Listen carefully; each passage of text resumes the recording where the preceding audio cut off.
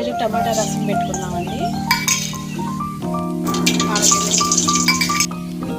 ఎండుమిర్చి కొంచెం ఇలా మాడినట్టు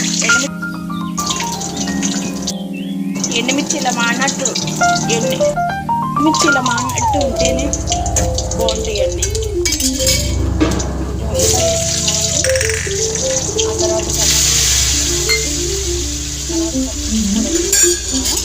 ఇప్పుడు కడుక్కుందాం ఒకసారి.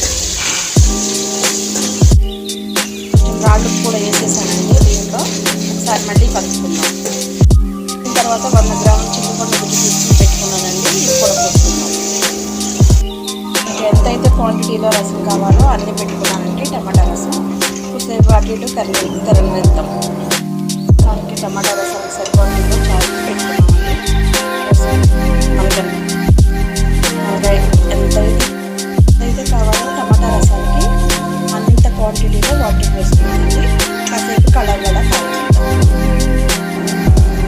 రసం అటు ఇటు తిరిగేటప్పుడు ధనియాలు, జీలకర్ర, పచ్చిమిరపప్పు, అల్లం, వెల్లుల్లిపాయలు ఈ పేస్ట్ దీంట్లో వేసేసుకున్నామండి. అట్లాగే కొంచెం రసం వాటర్ కూడా వేసుకున్నామండి.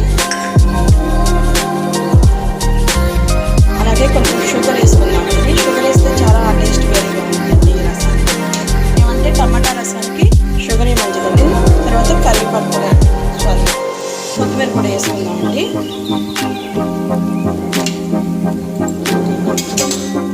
ఇవన్నీ వేసి కొంచెం కదుపుతామండి. 10 నిమిషాలు కాగబెట్టామండి.